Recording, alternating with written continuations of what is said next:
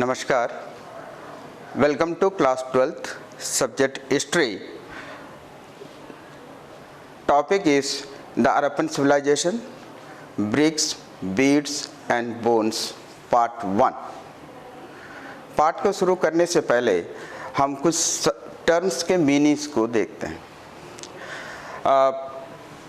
सबसे पहले civilisation. Civilisation को समझने के लिए हमें ये देखते हैं कि आदि मानव जब स्थायी कृषि का प्रारंभ किया तो अतिरिक्त अनाज का उत्पादन किया. अतिरिक्त अनाज के उत्पादन के कारण कुछ लोग जो हैं कृषि के कार्य से मुक्त हुए, जो अन्य कार्यों में लगे, जैसे मिट्टी के बर्तन बनाना, धातुओं के काम में और व्यापार में. जो गांव थे उनका विकास नगरों के रूप में हुआ. नगर में जो है जो वस्तुएं अधिक पैदा होती थी उसको दूसरे जो है नगरों में बेचा जाता था. इस प्रकार विभिन्न जो व्यवसायों का उदय हुआ. इस प्रकार जो नगरीय संस्कृति का विकास हुआ वो सभ्यता की ओर बढ़ता हुआ एक कदम था. अब ये देखते हैं कि सिविलाइजेशन का क्या मीनिंग है. What is civilisation? इसकी डेफिनेशन इस प्रकार दी जा सकती है. Civilisation is the process by which societies become developed and organised. ये रही सिविलाइजेशन के बारे में. और एक दूसरी शब्द है संस्कृति. हड़प्पन जो सिविलाइजेशन को हड़प्पन कल्चर भी कहा जाता है.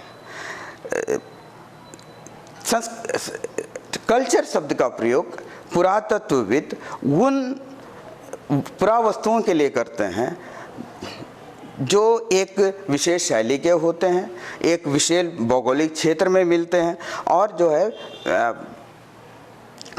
एक विशेष कालखंड के होते हैं. हड़प्पा के संदर्भ में ये मोहरें हो सकती हैं, आपके ईंटें हो सकते हैं और जो है मन के हो सकते हैं. ये इसके अंतर्गत आते हैं. तीसरा जो इम्पोर्टेंट है वो है ईसा पूर्व को अंग्रेजी में BC या बिफोर क्राइस्ट लिखा जाता है. विश्व के लगभग सभी देश आज जो है पाश्चात्य कालक्रम पद्धति, वेस्टर्न क्रोनोलॉजी का उपयोग करते हैं, जिसमें जो है ईसा के जन्म के पहले की घटना को BC और ईसा के जन्म के बाद की घटनाओं को जो है AD लिखा जाता है. AD जो है एक लैटिन शब्द है अन्नो डोमिनी, जिसका जो है ईसा के जन्म के बाद के घटनाओं को हम AD के रूप में व्यक्त करते हैं. आजकल AD के स्थान पर CE कॉमन एरा और BC के स्थान पर बिफोर कॉमन एरा का इस्तेमाल की जाती है. BP stands for before present. ये आपका एक तस्वीर दी गई है सभ्यता का, सिविलाइजेशन का. इसको आप बेहतर ढंग से जो है समझ सकते हैं. आइए हम पाठ का शुरुआत करते हैं. हड़प्पन सिविलाइजेशन भारत की ही नहीं बल्कि विश्व की एक महान कांस्य युगीन सभ्यता थी. कांस्य युगीन सभ्यता क्या है? कांसा एक धातु है, एक मेटल है जो टिन और कॉपर को मिलाकर बनाया जाता था. जो हड़प्पा के लोग थे इसके बारे में इनको जानकारी थी, इसलिए कांस्य युगीन सभ्यता कहती है. ये एक नगरीय सभ्यता थी, ये अर्बन सिविलाइजेशन था. ये जो है इजिप्ट और मेसोपोटामिया सिविलाइजेशन के समकक्ष थे, कंटेम्परेरी थे, समकालीन थे. अब देखिए 1921 वर्ष है. इस वर्ष दयाराम साहनी और उसके जो सहयोगी ने पंजाब के जो है माउंटगोमरी जिले के आपके हड़प्पा नामक स्थान पर जो रावी नदी के तट पर है उत्खनन किया और प्राचीन अवशेषों को प्राप्त किया।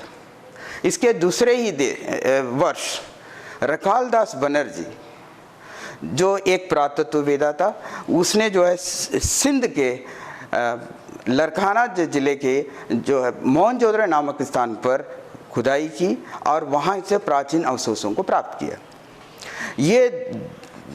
ये दोनों जो वस्तु में प्राप्त हुए, मोहरे हैं वो मनके हो या ईंटें हो, इन दोनों में बहुत समानताएं थी, जिसके कारण इतिहासकारों ने इनका नाम, इस सभ्यता का नाम इंडस वैली सिविलाइजेशन रखा। आगे के अनुसंधानों से पता चला कि इसका जो विस्तार जो है केवल सिंध और पंजाब तक ही सीमित नहीं, बल्कि इसका विस्तार जो है वो गुजरात, राजस्थान, पंजाब, हरियाणा और पश्चिमी उत्तर प्रदेश और जम्मू और इसके साथ पश्चिमी क्षेत्र में चाहे तो बलूचिस्तान तक इसका विस्तार था। तो इसकी विस्तारता, इतनी बड़ी विस्तार को देखते हुए इसका पहला जो खोजा गया स्थान है हड़प्पा, इसके आधार पर इसका हड़प्पा सिविलाइजेशन रखा गया। आर्कियोलॉजी में, पुरातत्व आर्कियोलॉजी में ये ट्रेडिशन है कि जो सबसे पहला स्थान खोजा जाता है उसी के आधार पर उसका नामकरण किया जाता है। तो इस प्रकार ये शब्द हमने सीखे। अब आ जाइए कालक्रम के बात देखते हैं। कालक्रम से पहले ये हड़प्पा सभ्यता का विस्तार को देखिए। आप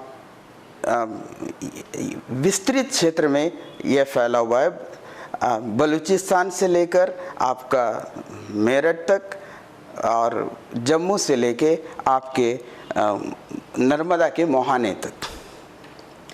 आप पीरियड ऑफ सिविलाइजेशन, शुरू में इसका जो काल निर्धारण जो है, हड़प्पा सभ्यता का काल का निर्धारण जो है, मेसोपोटामिया में दो पुरास्थल उर और किश, जहाँ से हड़प्पा की जो पुरावस्तुएं मिली हैं उनके आधार पर किया जाता था। किंतु बाद में जब रेडियो कार्बन डेटिंग मेथड का आविष्कार हुआ तो इसका काल निर्धारण 3 फेज में किया गया। अब रेडियो कार्बन डेटिंग मेथड क्या है? इसके अनुसार प्राचीन वस्तुओं की आयु का पता लगाया जाता है। इसके अनुसार जो हड़प्पा का जो पीरियड है, काल है, इसको 3 फेज में बांटा गया है। पहला फेज है अर्ली हड़प्पन फेज, 3500 से लेकर 2600 BCE तक।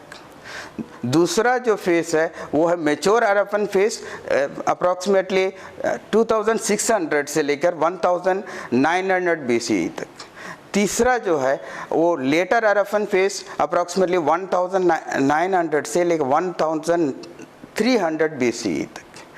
तो ये है। अगर इसको हम सिंपल अगर साधारण शब्दों में कहें तो ईसा से पहले जो है 3500 और ईसा के बाद 2000, यानी कुल आज से 5500 वर्ष पहले हड़प्पा सभ्यता का अस्तित्व में आया था। इसके प्रमुख जो इनका व्यवसाय था, कृषि था, पशुचारण था और जो है शिल्पकारी थी। अब हम आते हैं मेजर साइट्स।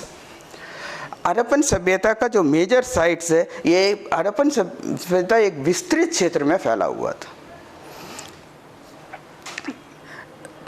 इसका विस्तार जो है सिंध और पंजाब तक ही नहीं, बल्कि इसका विस्तार जो है गुजरात, राजस्थान, आपका पूर्वी पंजाब और जो है हरियाणा और पश्चिम में अगर जाएं तो बलूचिस्तान तक फैला हुआ था। अब इसको हम सिंपल दूसरे शब्दों में कहें तो उत्तर में जम्मू से लेकर नर्मदा के मोहाने तक और पश्चिम में बलूचिस्तान से लेकर आपके उत्तर पूर्व में मेरठ तक विस्तृत क्षेत्र में फैला हुआ था। तो इसका जो कुल क्षेत्रफल था लगभग 12,50,000 स्क्वायर किलोमीटर। ये जो सिविलाइजेशन है, ये इतना विस्तृत जो सिविलाइजेशन है, ये इजिप्ट के सिविलाइजेशन से भी विस्तृत था, इजिप्शियन सिविलाइजेशन से भी विस्तृत था, और मेसोपोटामियन सिविलाइजेशन से भी इसका जो क्षेत्र जो है अधिक विस्तृत था। यदि इन दोनों जो सिविलाइजेशन को मिलाया जाए तब भी हड़प्पन सिविलाइजेशन क्षेत्र की दृष्टि से विस्तृत था। तो ये जो सिविलाइजेशन जो थे, ये इसमें अभी तक 1400 साइट्स का जो है ज्ञात हुआ है, पता लगाई गई है, जिसमें से जो है 925 साइट्स जो है वो भारत में है, शेष जो है वो पाकिस्तान में। अब इसके प्रमुख जो स्थल हैं, पुरास्थल में देखते हैं तो इसमें दो प्रमुख क्षेत्र हैं, एक है हड़प्पा और दूसरा मोहनजोदड़ो। ये इसके दो नगर हैं, दो प्रमुख नगर हैं। पहला हड़प्पा को लेते हैं। ये पंजाब के मोंटगोमरी जिले के जो हड़प्पा नामक स्थान पर रावी नदी के तट पर स्थित है। ये एक विस्तृत क्षेत्र में फैला हुआ है था। अब ये देखिए, इसके जो इतिहासकारों का मानना है, ये उत्तरी क्षेत्र का जो है एक व्यापारिक केंद्र रहा होगा। ये क्योंकि ये व्यापारिक मार्ग पर स्थित है, ये जो है जम्मू, अफगानिस्तान और मध्य एशिया से इसके व्यापारिक मार्ग पर पड़ती थी। ये जो है शायद जो है उत्तरी भाग का राजधानी रहा हो। अब हम आते हैं मोहनजोदड़ो। मोहनजोदड़ो सिंध प्रांत में लरखाना जिले के मोहनजोदड़ो नामक स्थान पर स्थित है। ये सिंधु नदी के तट पर ये एक विस्तृत क्षेत्र में फैला हुआ है। मोहनजोदड़ो का जो पुरावस्तुएं हैं वो उपलब्ध हैं, जबकि हड़प्पा के कई सारी चीज़ें गायब हुई हैं। तो पूरी अध्ययन के लिए हड़प्पा एक मुख्य पुरास्थल है। मोहनजोदड़ो का जो पुरास्थल है, इसके जो भवन निर्माण, आपके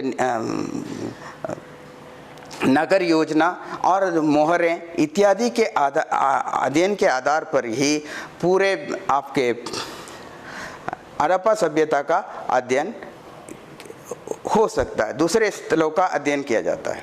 हड़प्पा सभ्यता के जो अन्य प्रमुख केंद्र थे वो है लोथल, रंगपुर, नागेश्वर, धौलावीरा, कालीबंगन, राखीगढ़ी, बानावली, आपका इसी तरह गनवेरी वाला, चन्नूदारो, आमरी इत्यादि अन्य जो है पुरास्थल।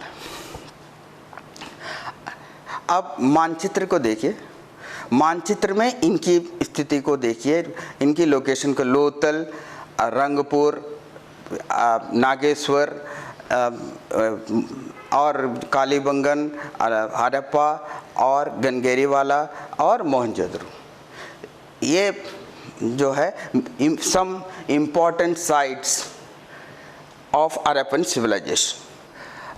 इसके बाद आते हैं जो हड़प्पन सिविलाइजेशन के जो मुख्य जो पुरास्थल है वो मोहनजोदड़ो है।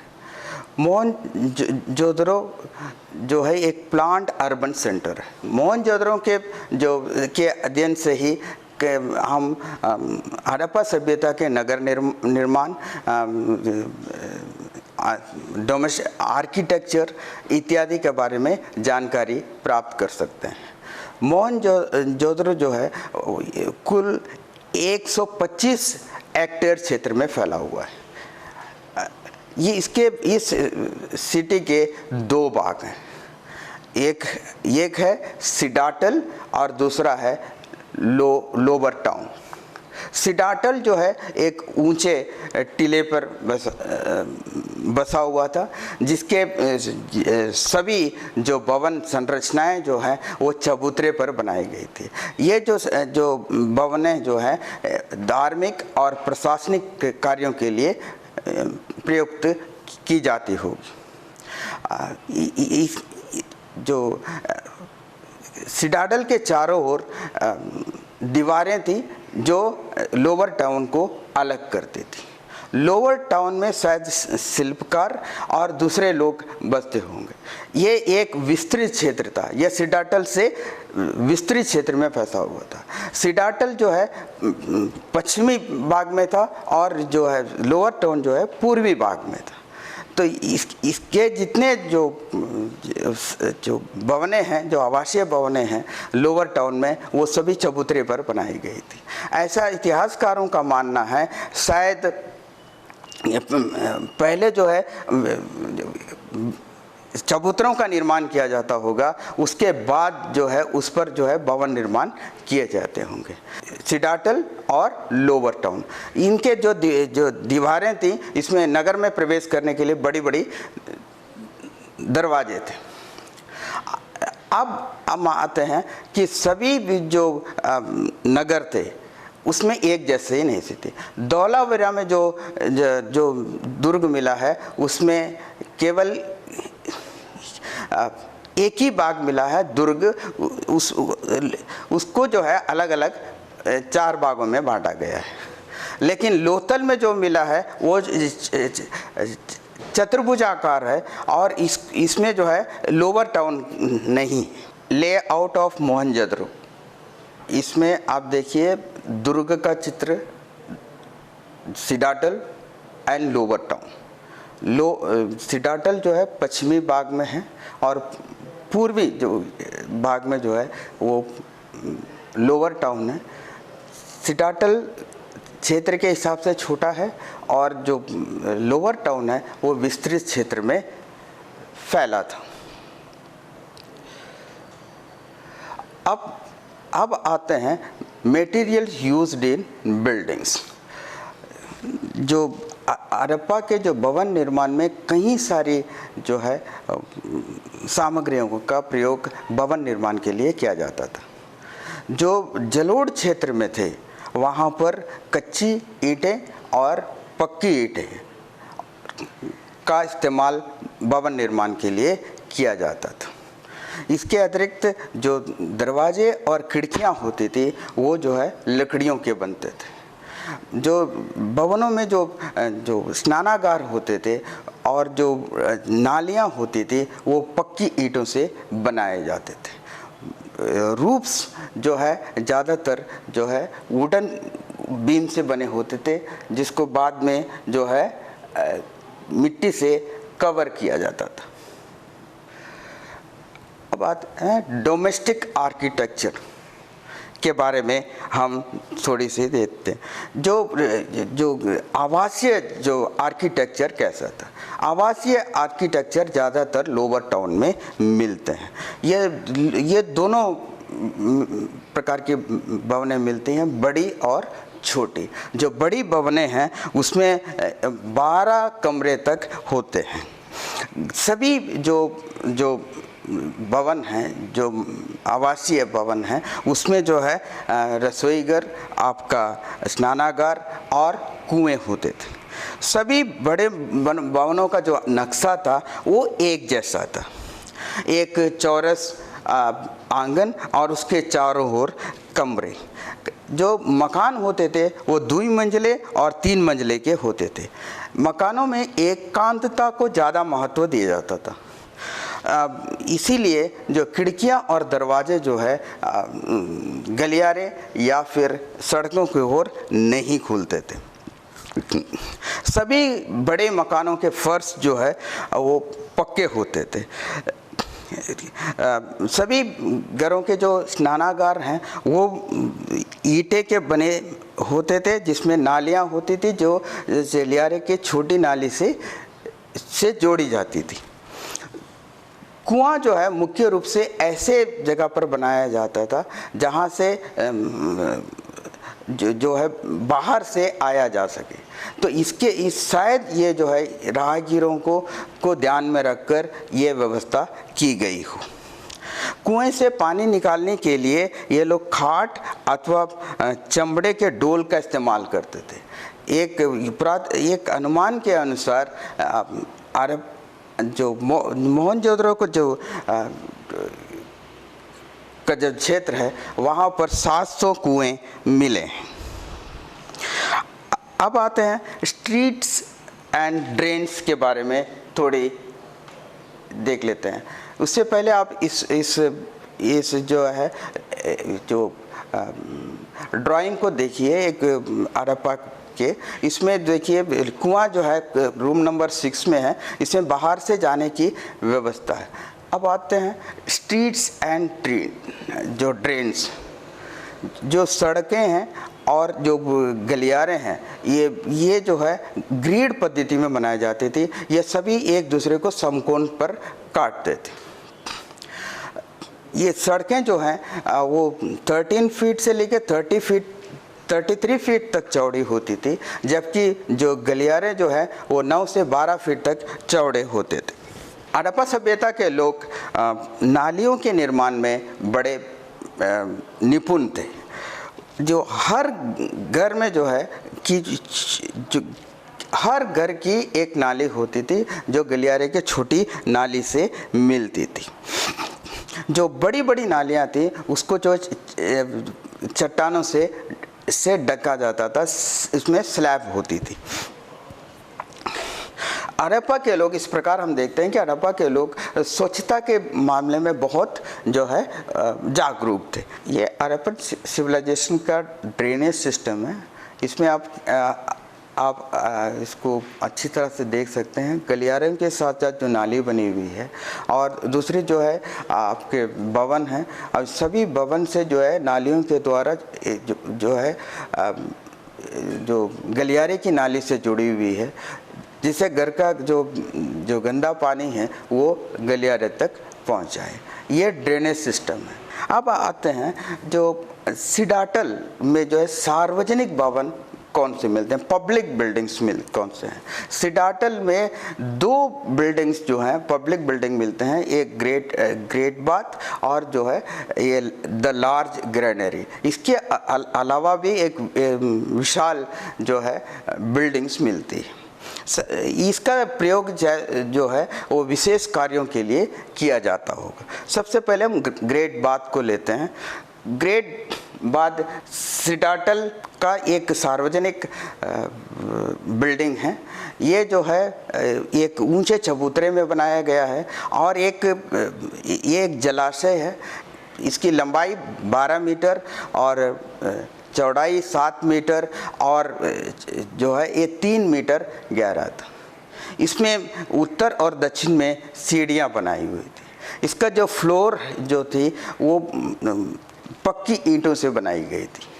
इसके 3 ओर जो है वो कमरे थे, उसमें से एक कमरे में जो है एक कुआं था, जिससे जो है जलाशय में पानी भरा जाता था। पुरातत्वविदों का मानना है यह शायद जो है विशेष अनुष्ठान के स्नान के लिए इस सार्वजनिक जो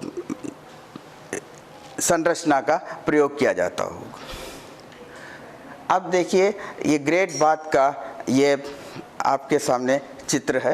ये इसके जलाशय को देखिए, इसके उत्तर और दक्षिण में जो सीढ़ियाँ बनी हुई है उसको आप देख सकते हैं। इसी प्रकार इसके 3 ओर कमरे हैं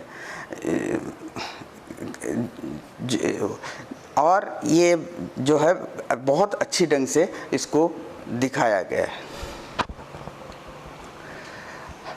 लार्ज ग्रेनरी ये भी स्टार्टर में मिलते हैं। ये एक अन्न को जो है एकत्रित करने के, जमा करने के लिए किया जाता होगा। इसकी जो है 45 मीटर लंबा है और ये 15 मीटर चौड़ा है। इसके जो ऊपरी भाग हैं शायद जो लकड़ियों के बने थे होंगे, जो काल के साथ नष्ट हो गए। केवल इसके जो है जो फर्श जो हैं वो बचे हुए हैं। इसके अलावा जो आपके ग्रेट बाथ के बाद एक विशाल बिल्डिंग मिलती है जो 230 बाई 78 फीट है और इतिहासकारों का मानना है कि ये शायद जो है एक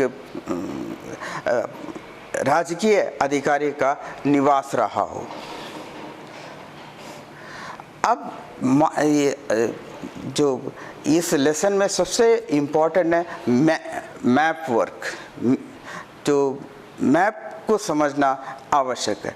हड़प्पा सभ्यता के जो प्रमुख जो स्थल हैं इनको समझना आवश्यक है। इसके लिए क्वेश्चन तैयार की गई है, मैप बेस्ड क्वेश्चन। तो आप इसको मानचित्र में अंकित कर भरकर अभ्यास करने से शायद आपको अच्छी जानकारी हो जाएगी, आप इसमें माहिर हो सकते हैं और इसको अच्छी तरह से हल कर सकते हैं। इसमें on the map of political map of India mark and label the following: Harappa, Mohenjodaro, Ganweriwala, Lothal, Rangpur, Nageshwar, Dholavira, Chanhudaro, Kot Diji, Banawali, Rakhigarhi, Kalibangan, मांडा। तो इसके साथ ही मैं इस लेसन को यहाँ पर समाप्त करता हूँ। आशा करता हूँ कि आपको हड़प्पा जो सिविलाइजेशन के बारे में जानकारी हासिल हुई होगी। Thank you very much.